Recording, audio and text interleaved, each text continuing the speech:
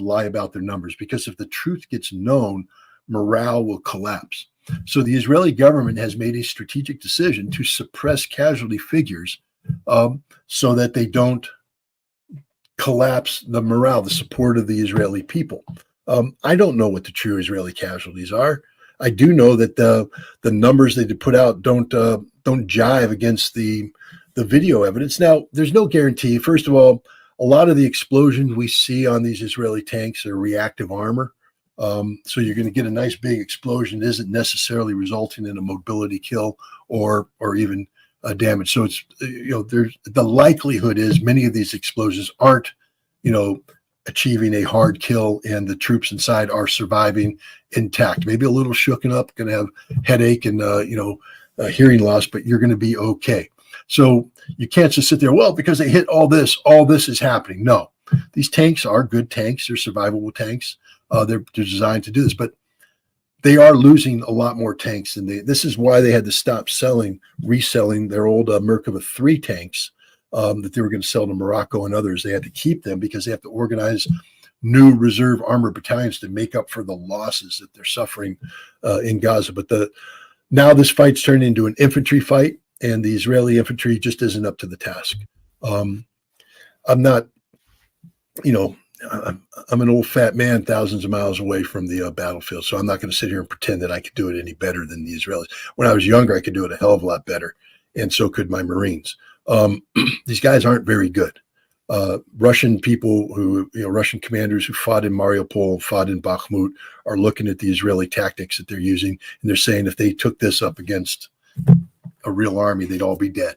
But they're not fighting they're fighting Hamas. It's a different kind of fight, but these aren't very good soldiers. They're not, they don't have the discipline. They can't. How can you be, let's just put it this way. If you're a 23-year-old major, you ain't very good. You're right. Okay. Major should be around, 32, 35, so that's a whole nother decade of experience you need to have before you're a major. If you're a 19-year-old sergeant, you ain't very good at all. When I was I'll say this, in law enforcement, when I became captain, I was 36. And I was the youngest captain in the state of Maryland. Of all of the, various police departments that the state has, I was the youngest one. I got major at 38. And that was fairly young, right? Because it takes a lot of years just to know, for one thing, all the policies and procedures. What happens if this happens? You can't hold on, let me go get the manual. You have to know, if this happens, notify this person, do this, call this person. People are going to look at you. This happened. What do we do? You have to know that stuff, rote memory, right? You ain't going to learn that in a couple of years. So even in law enforcement, you're not going to find a bunch of captains and majors running around even in their late 20s. Usually it's their late 30s. The guys are going to have some gray starting to show up here before you start seeing those oak leaves and train tracks start to show up on their collar, right? So you can call somebody a major, but when you just stick them out there, and of course, in the rubble, let's be honest, if we're fighting in the rubble and I'm Hamas, I'm looking for oak leaves and stripes. I'm looking for the guy in that kind of environment. I'm looking for the people with rank to shoot first. Well, you know why they have majors that are 23 years old? Because, look, I got promoted to captain when I was 28 years old. Okay, one thing I learned to become a captain is that the answer is staff sergeant. First thing, hey, Cap, what about this? Good question. Staff sergeant, hey, Gunny, come here. What's the answer to that question? Because I'm just 28. I may have captain rank, but I don't know. I mean, I was honest enough to say, I don't know. Gunny, staff sergeant, sergeant, corporal, lance corporal, somebody come and help me, please, because I don't know the answer. But that's okay, because I had experienced Marines who would then come in and say, hey, Captain, this is what we think that. And then I would sit there and think about it and come up with an answer. But what's happening with the Israelis, they don't have that. They don't have 15-year gunnery sergeants. They don't have 10-year staff sergeants. They got 19-year-old sergeants. So what that means is the tasks that would be assigned to these experienced NCOs in the American system have to be assumed by officers. So they have majors, 23-year-old majors, doing the work of a staff sergeant. It's a totally screwed up system where they're officers. They're saying this is the leadership ethic of the Israelis. No, it ain't. It's called stupidity. It's called a conscript army. It's called what happens when you don't have a professional army. And just keep in mind that the vast majority of these Israelis out there fighting are young kids with no military experience. These aren't guys that have been in the military for 10 years, 15 years, who've been there, done it, got a couple T-shirts. These are guys, this is their first experience, and they're not trained well. They didn't go. I saw a comment in there about a guy saying, I lived at, I was stationed at Fort Hood, but I lived at 29 Palms, or he lived at Fort Ord. He talked about Reforger, the reinforcement of forces in Germany. That's an exercise that we did during the Cold War, where we would literally every year, or sometimes twice a year, fly 10,000 soldiers out to join up with pre-positioned equipment. And within less than 12 hours of landing, they were in the field with their equipment going through combat drills, because that's the way we had to fight with the Soviets coming across the border. You had to land, jump in, and go. Be ready to fight now. And the only way you could do that is by training 24/7. You didn't even become good at Reforger. I would ask this guy to ask me that. Were you good the first time you did Reforger? No. Why? Because it was all new. You're going, Christ, this is difficult. I don't understand what's going on. You only became good at Reforger about the fourth time you did it, when you went, okay, I know what to expect. I can anticipate. My brain's not going to get bogged down. I can boom. And suddenly things are working the way they're supposed to work. That was the whole purpose of it. But 4 Reforgers meant that you were in for, 2, 3, 4 years before you became good at it. Israeli conscripts in for 2.5 years, half of that time spent just getting basic training. They aren't good at anything. They're not good at anything. And I'm just saying that with all seriousness. They suck. They're good at beating up girls, beating up 10-year-old boys, breaking arms, shooting old men, but they're not good at war. They're not good at it all. You can't even be good at tank operator. Think about that. Who's driving the damn Merkava tanks? Guys have been driving for 10 years? No, guys that got straight out of armor school, and now they're in a Merkava tank in one of the most demanding environments in the world. They don't know how to use cover. They don't know anything about what they're doing. They're coming in there scared. Bam, they get hit. Now what do? Where's their infantry support? Did they practice that tactic? Half the people out there that have worked with the American tank infantry team knows what happens the first time you go out there and you try to work with the Bradley and dismounted guys. You screw it up badly. You lose every time. Why? Because the enemy's going to kick your ass because you don't know what you're doing. But then you take that loss, you come back and you talk about it, and you say, okay, hey, rather than you guys deploying here and getting overextended and me coming in without you here, okay, we're going to come in. Get that guy deployed first. Okay, you got that field of fire. Come in here, boom. Okay, get the fire suppression down. Okay, now move in. Now do this. Now you're thinking tactically. It takes a long time to do that. These Israelis don't think tactically. Plus, they're emotion-driven. When your strategic purpose is to inflict pain on the Palestinians, that's what you're doing. These Israelis are more intent on making TikTok videos showing them desecrating mosques, burning schools, embarrassing, humiliating Palestinian women than they are focused on the actual business of war. If you're not, I was told, I'll just leave this. I had a Marine captain once drive me from, I took a ride from Washington, D.C. back to Quantico. As we're driving there, we're talking, and he's like, you're going to be a career Marine. I'm like, yeah, it looks like it. And he's like, okay, hey, what do you see out here? And I'm driving through in this beautiful land of Northern Virginia. And I went, I don't know, some hills, some town. He goes, you ain't a professional warrior yet. He goes, when you look at that, I want you to see, the best route up the hill, where the covering fire position is. I want you to be looking at, cover, concealment. You have to be thinking this every time you go. We told that same thing with firefighters. I was drive through with my firefighters in town. I'd say, what do you see? Oh, street. And I said, no. You have to see single wall construction. You have to see this. You have to look in there and see the car. Are there children's toys out in the front yard? So if you show up, are there going to be kids in that house? Is there evidence of animals? You got to look at this kind of stuff. When you got to think firefighting. Where's the fire hydrant? What's my best approach so I don't block the ladder coming in? Where are the lines? Yet if you're not thinking like that, you're not a professional. As a Marine, I literally, to this day, I look at everything from a perspective of tactical advantage, operational, logistical sustainability, because I was trained that way. These Israelis, they don't think like that. They don't think like that at all. They're not very good at what they do. And Hamas lured them into a trap of their own making, and Hamas is kicking the living snot out of them. If you got a couple minutes, you got enough for one more subject? Maybe we'll Yeah. 10 minutes. Okay. Let me share two things with you. Let's look at it. Number one, I'm going to do two. Here's the first one. Break-in. Marianne Williamson claims primaries are rigged, accuses 4 states of bias towards Joe Biden. So what we got is Florida, Tennessee, North Carolina, and Massachusetts.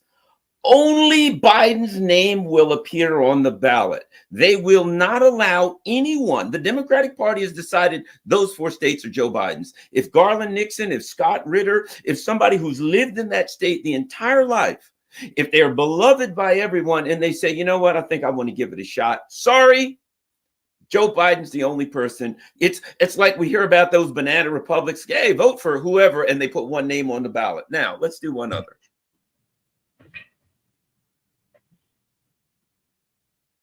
One more article. All right.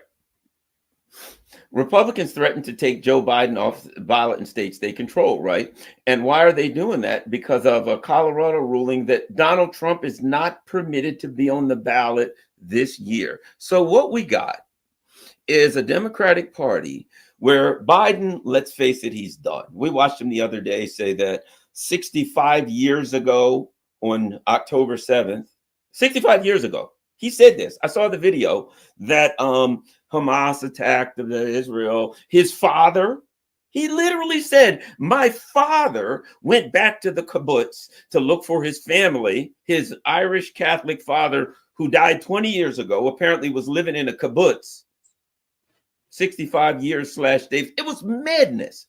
And the Democratic Party has said, in our primaries, you can only vote for this guy. Meanwhile, as far as the Republicans are concerned, Donald Trump, like him, don't like him, it doesn't matter. He has every right. You and I have every right to run. Everybody has every right to run. I'm sorry, if you're a person that wants to vote for Donald Trump, nah, that ain't happening. He ain't on the ballot. To call this a miscarriage of justice is absurd. But it's like I said, now Republicans are saying, and as soon as that happened, I said that we'll take Joe Biden off the ballot in states where they control, which I disagree with all of it, but I predicted that would happen. We now have a Democratic Party that has become, I don't even know what the word for this is, fascism, to say we're going to take people off the ballots, where our own constituents, they can't vote.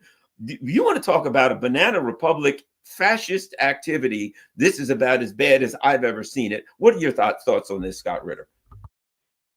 No, I mean, ladies and gentlemen, it's over for America. We've become a joke, a tragic joke. Democracy is dead. I mean, it works at the local level to an extent, but again, who puts the names on the ballot? Ask yourselves that. I mean, when you go to the poll on election day and you go, okay, here's the name, who put them there? Did you?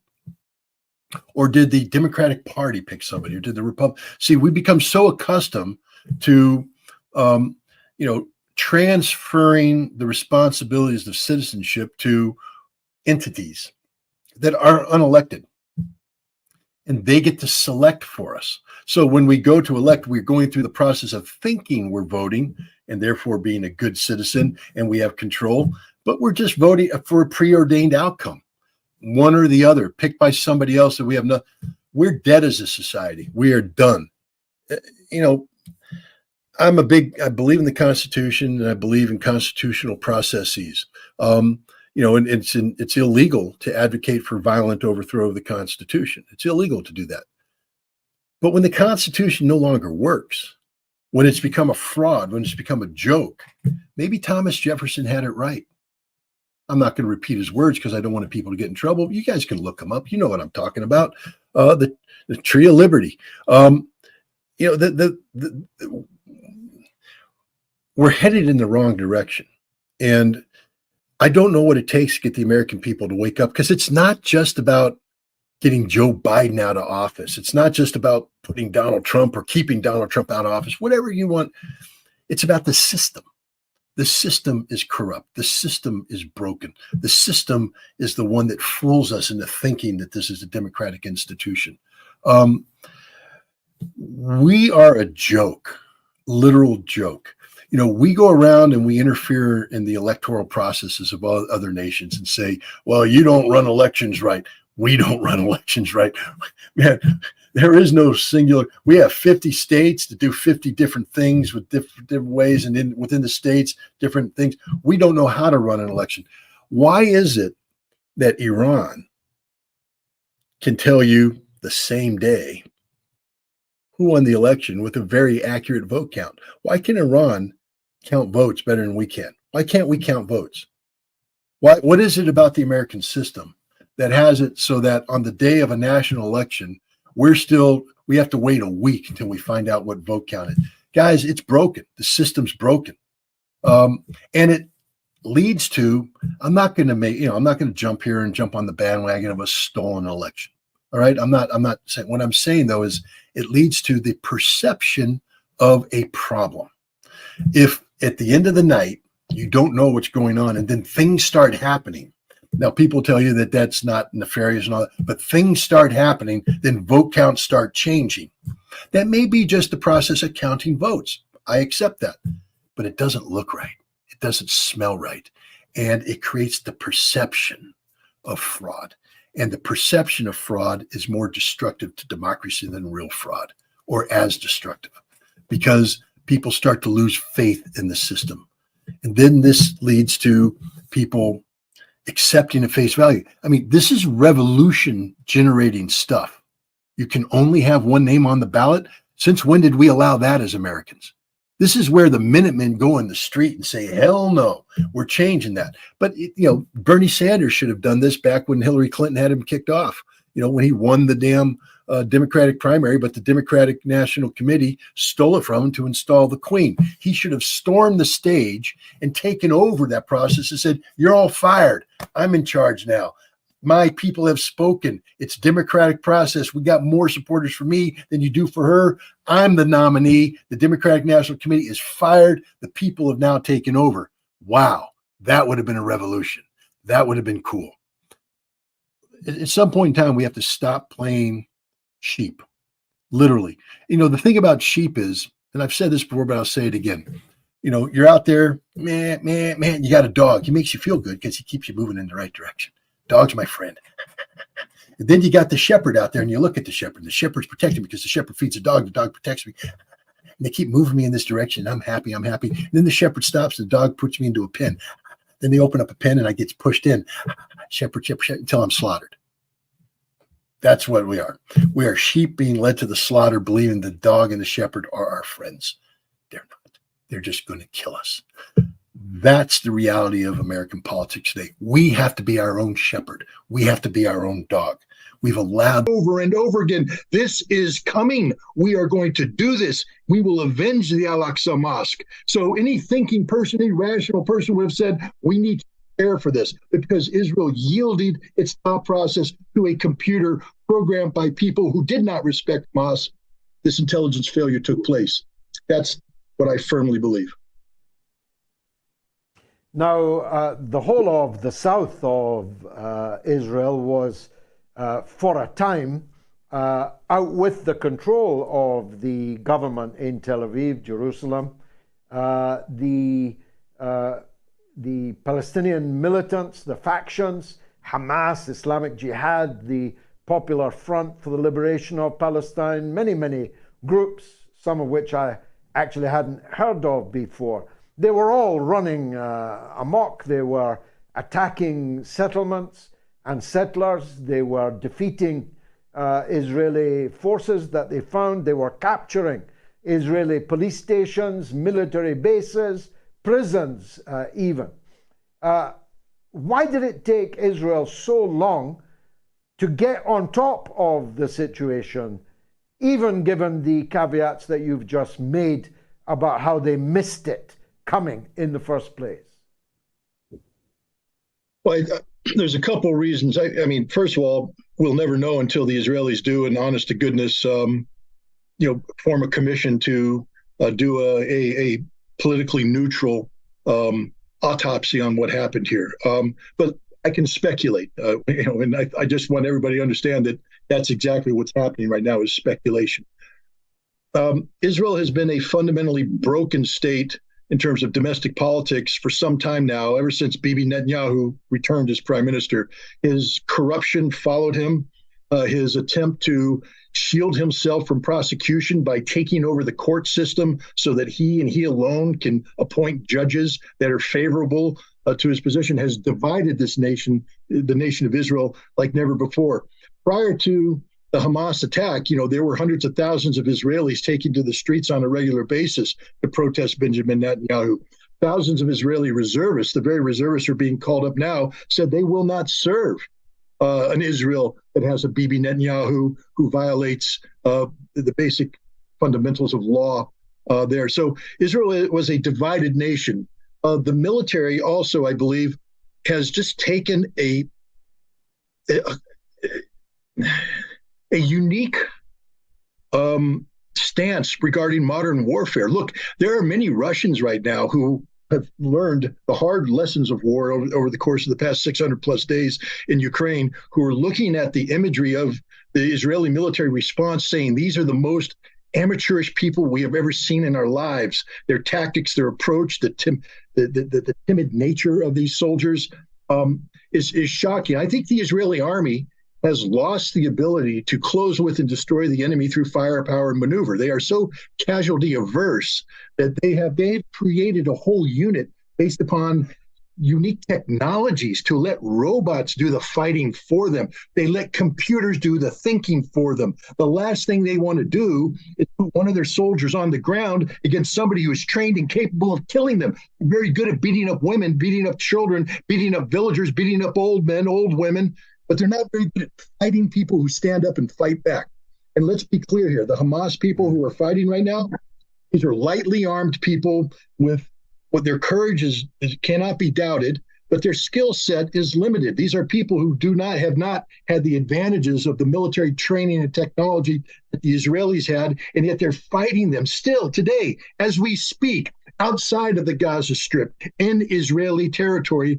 They hold 30% of the territory that they captured on day one, and they are fighting. The Israelis can't beat them yet. They will beat them. There's no doubt about that. But Israel has forgot how to fight.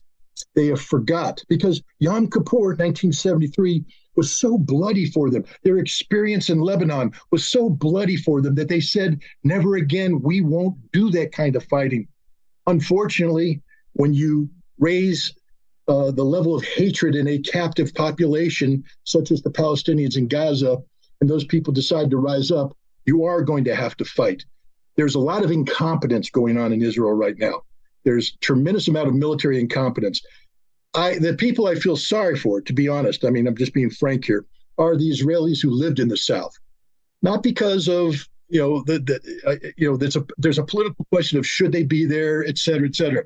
But these are people who believe the Israeli government when the Israeli government said, we will keep you safe. You can go to sleep at night. You will be safe. We will be there for you. If anything happens to you, we will come for you. And they were abandoned by their government, abandoned by their military. They're still abandoned to this day. Shame on the Israeli government. Shame on the Israeli military. There should be mass resignations, but this is all done because the men and women who wear the uniform today, who didn't come to the rescue of these Israelis in their time of need, should be evicted from their positions. If Israel does invade on the ground, and given that there are now a very substantial number, more than there have ever been before, of Israeli prisoners taken in this Al-Aqsa operation, Al-Aqsa flood, there are real problems about a ground invasion that imperils we now know many Americans are amongst those who have been taken prisoner. These prisoners, hostages, will be held in exchange, hoping to exchange them for the 5,000 plus political prisoners in Israeli jails. So a ground invasion is fraught with that difficulty of harming their own people, but also the risk of bringing Hezbollah into the conflict, and thus the possibility of a very big war, two-sided war, indeed. So do you think they are going to go in? And if so, how will that work out? Israel conducted a major military exercise earlier this year that tested this very scenario. What would happen if an uprising in the West Bank, uprising in Gaza, Hezbollah intervenes in the north, Iran intervenes? What would Israel do? And they did this major exercise, and it turned out that Israel lost. Israel can't win that war. So Bibi Netanyahu knows this. He was the prime minister when this exercise was held. His senior military officers know this. And so I have to believe that they're not suicidal. And now the question they are probably asking themselves is Hezbollah bluffing? Will Hezbollah really commit to this fight? Or is this just a bluff, and should we call Hezbollah's bluff? Because there's a tremendous amount of political pressure on Benjamin Netanyahu now to be seen as doing something decisive to bring this Hamas issue to an end. And that requires a major military move into Gaza, which I will tell you right now, Israel will lose. Will lose. Because the Israeli army can't suffer casualties. Going into urban warfare, if you've learned anything from Mariupol, if you've learned anything from Bakhmut, these horrible names that have come out, and I say horrible because of the death and destruction that took place in the fighting for these places. Gaza will become like that and worse. The Israelis will suffer losses like they can't even imagine, greater than the Yom Kippur War in its totality. And this is politically unacceptable for Benjamin Netanyahu and the Israeli people. So I can't tell you what they're going to do. What I can say is that if they go into Gaza, they will have to stop their operation almost immediately, because every force there in Gaza will be needed in northern Israel, because when Hezbollah comes in, they will make what Hamas did the other day look like child's play. The entire north will fall. Haifa could be put at risk. Hezbollah will come in a very serious fashion. Their missiles, their rockets are not these bottle rockets launched by the Hamas, and I'm being a little facetious here, but those are children's toys compared to the modern precision-guided missiles that Hezbollah has. Tel Aviv will be destroyed. The Kiryat, in the center of Tel Aviv, where the military headquarters is, will be flattened. The prime minister's residence will be flattened. Israel will be flattened. Its airfields flattened. That's the future of Israel, and there's nothing they can do to stop it. The Iron Dome doesn't work. Their missile defense systems do not work. And then when Hezbollah attacks and shows victory, you think Syria is going to remain silent about the Golan Heights. No, Syria will move on the Golan Heights. They have 2 divisions they brought up to combat readiness as we speak. And if Syria gets engaged, will Iran stand on the sideline? Iran understanding now with Hamas, Hezbollah, and Syria decisively engaged, now is the time to end the Israeli threat once and for all. And Iran will become involved. And now we've seen the strategic defeat of Israel. And this, I think, the Israelis understand. All of this, Scott, is a symptom, if that's the right word, of the huge changes that are going on in the world, aren't they? That Iran was once a kind of beaten and isolated power, is now no longer isolated and militarily extremely strong, with probably the world's greatest drone industry. The axis of resistance, they call themselves, of Iran, Iraq, Syria, and Hezbollah in Lebanon is a very, very potent crescent indeed.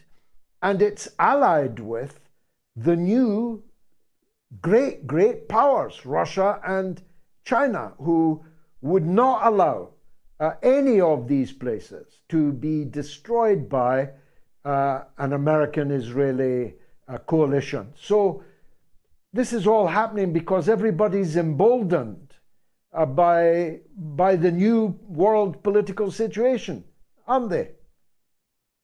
Look, there was a day and age where America could put 750,000 to 1 million troops in the Middle East in a matter of weeks and change the outcome of any conflict. That day is long past. Today, we have a military that's a shadow of its former self, incapable of meaningfully projecting power into areas of the world that have been hardened against that very possibility. Iran's ability to sink American ships at a distance has changed the algorithms that are used there. And Iran knows this. America knows this. You're 100% correct. They've become emboldened, but not emboldened based upon irresponsible calculations, emboldened to be the nations they have every right to be. Iran has every right to be a major player in the region because it is a major player in the region, and it will no longer allow the United States and Israel working together with the Gulf Arab states to keep it down. In fact, thanks to China, they've repaired relations with the Saudis, and they're moving in the right direction there. The United States today is confronting its impotence in Europe and in Asia. Right now, I can guarantee you in the Situation Room at the White House, the Pentagon is saying, boss, we can't do it. We can't do anymore. We're already broke. If this thing blows up in the Middle East, it's game, set, match. We're done as an economy. Because if Iran does get pulled in and then we respond, there goes all the oil production capability in the Middle East. And that's the end of the modern era of humanity, because without that oil, the economy of the world will come screeching to a halt. They know this. And so I think the United States right now is telling Israel, you're going to have a couple days to feel good. Bomb as many buildings, because we never cared about the Palestinian people, George, you know that. Bomb as many buildings as you can. Kill as many people as you want. But then it's over, because we can't allow it to escalate further. And that could be the end of Bibi Netanyahu, because he will be exposed as the fraud, as the liar, as the insecure old man that he is. And hopefully the Israelis will replace him with somebody who will say never again, but not never again the standpoint that Israel is going to become so strong and mighty that they will forever deter violence through fear. Never again, meaning it's time to seek a meaningful peace with the Palestinian people, because that's the only way we emerge from this without more war. A meaningful peace that respects the dignity and the sovereignty of the Palestinian people. Unfortunately, George, you're 100% correct. I mean, this is a conflict that cannot end until one side or the other has been decisively beaten and is willing to make the kind of compromises that they're not willing to make now. And frankly speaking, given the level of suffering that the Palestinian people have undergone over the past 7 decades, they're not likely to be the side that breaks first. Israel is a fundamentally broken nation morally. It's a nation that, regardless of what you think, I know some people take umbrage at this, but I happen to be somebody who believes that Israel has the right to exist, and that we should respect Israel's right to exist, but not in the way that it exists today. You can't exist on the backs of people that you've enslaved, and they have enslaved the Palestinians. In fact, it's worse than slavery, because slaves at least get to have the pretense of working in the fields, pretending for a moment maybe they're free. The Palestinians, especially those in Gaza, are stuck in this open-air prison. Aspect that's probably going to promote, the collapse of Israel more so than just Hamas defeating Israel in Gaza. Yeah, and maybe lastly on this, do you feel like the confluence of these various aspects of Israel's brutal onslaught and what it's produced, both in its troubles with fighting Hamas on its own terrain, and the fact that that there is an axis of resistance that has been managing a conflict escalator that is prepared to move up. Do you feel like, given that Biden has given this deadline, that Israel will actually follow it? Because Israel's capacity for rational military and political behavior, especially since the aftermath of October 7th, appears to have diminished nearly to non-existence. I'm curious on your thoughts about that. I mean, it's a tough political question here in America because of the control that the Israeli lobby has over everything. Congress, the presidency, the media, the spin. So it's an uphill struggle to get America to, change its policy regarding Israel. In the past, it was Israel can do no wrong. We support Israel no matter what. But we're now paying a price for that. And so I do believe you're going to see pressure being put on Israel. I think Netanyahu is finished. I think he's going to go. I think Biden is going to make it clear that continued American support of Israel is contingent upon a change in the Netanyahu government. We pretend that it doesn't mean Netanyahu is going to go, but if you dissolve this right-wing coalition, then Netanyahu can't continue as prime minister because it's consensus-driven. He has to get a ruling coalition. He won't be able to. Somebody else will step in and take over, and that's what we want. But here's the danger of all this, Danny. Here's the problem. And we got to be honest about this, because right now we're being lulled into a false sense of complacency. Hamas is kicking ass. There's no doubt about it. Hamas will not be defeated. But who likes Hamas? Does Egypt like Hamas? Nope. Does Jordan like Hamas? No. Does Syria like Hamas? Not really. They were just at war with them a couple of years ago. They tolerate Hamas. Turkey? Yeah, Turkey likes Hamas, but not that much. Not enough to go to war for them.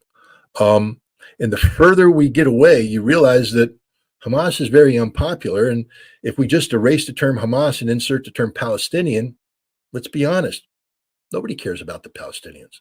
There's a whole bunch of demonstrations taking place right now, but these are cause-effect demonstrations, meaning that if it weren't for the slaughter of the Gazans, these demonstrations wouldn't be happening. These people aren't going to go into the streets and demonstrate on behalf of a two-state solution or a one-state solution or a free Palestine. They're demonstrating because the bombing's happening.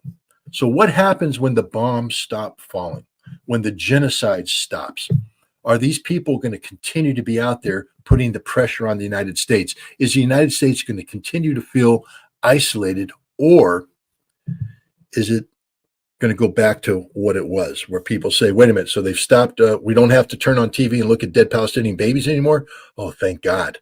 So let's get back to what we were doing, which is chugging along with normal economic activity where the Palestinians are problematic. We don't want to do it. And so the danger here is that all the sacrifice that the Palestinians have made, and believe me, they are making the suffering they're doing through, and you see there's a growing recognition amongst them that they have to do this. This is their burden to pay to get statehood, that all of that will be for naught, because there will be a desire to, we don't want to embarrass Israel. We don't want to humiliate Israel.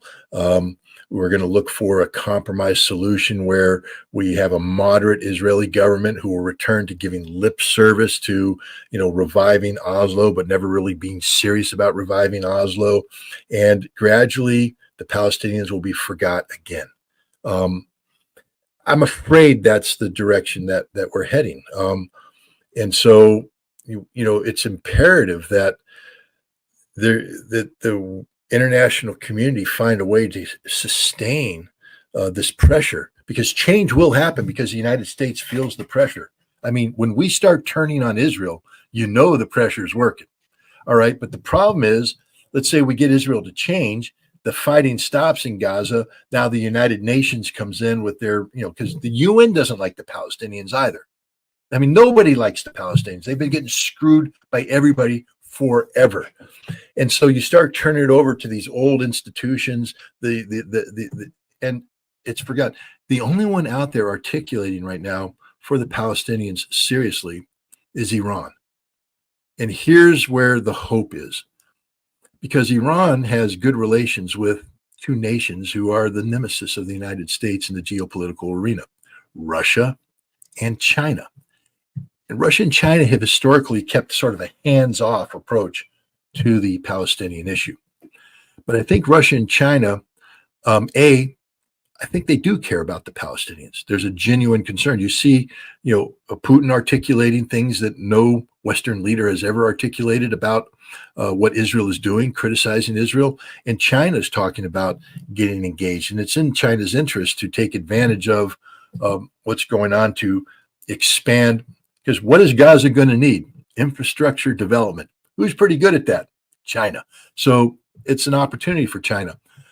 It also, if you keep pushing the necessity of a Palestinian state to resolve this Arab-Israeli conflict, you keep putting pressure on the United States too.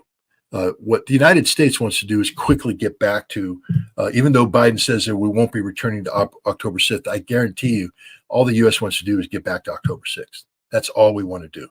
We're not looking forward to any of this innovative political stuff in the Middle East. It scares us.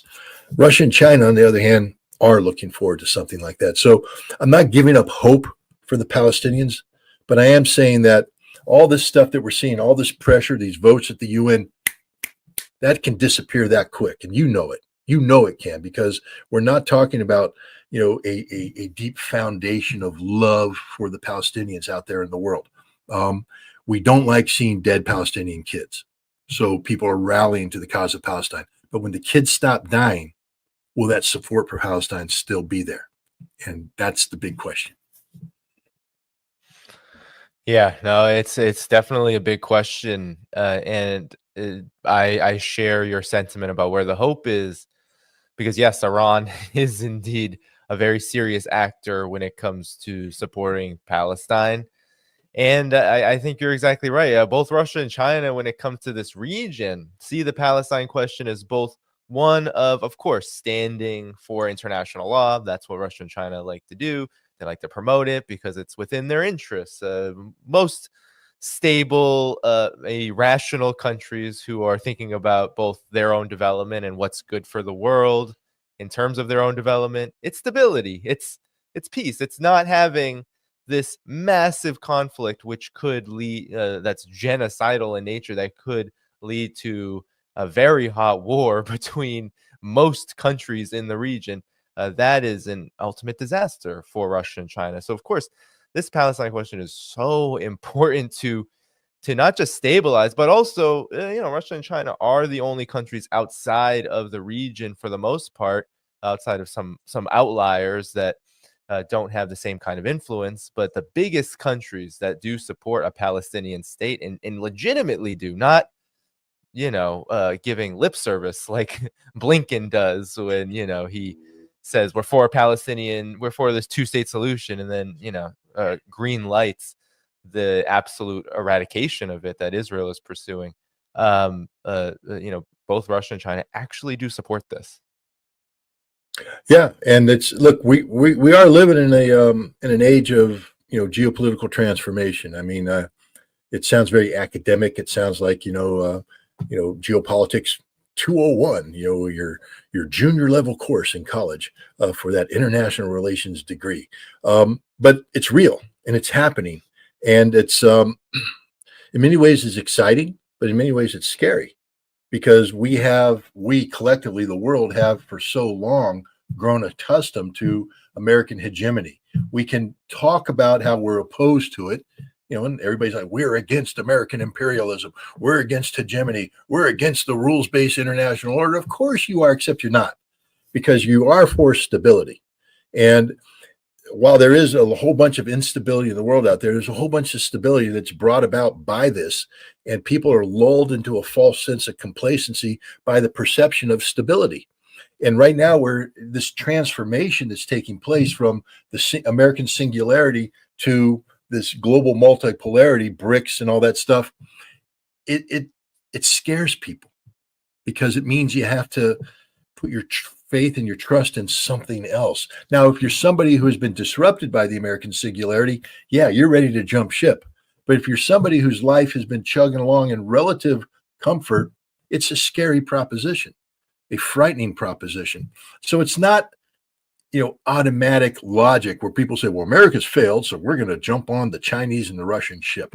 Well, for many places in the world, America hasn't failed. We didn't get to be number one because we're a bunch of losers. Okay, we did some things right, and we bullied our way to the top. Whatever you want to say, but America is a very powerful nation that has a lot of successes attached to it. And a lot of people around the world found those successes attractive, especially the political and economic elites who make money off the American singularity. And so this idea that we're just going to seamlessly transfer power over to the Russians and the Chinese, that ain't going to happen. This is a very scary time.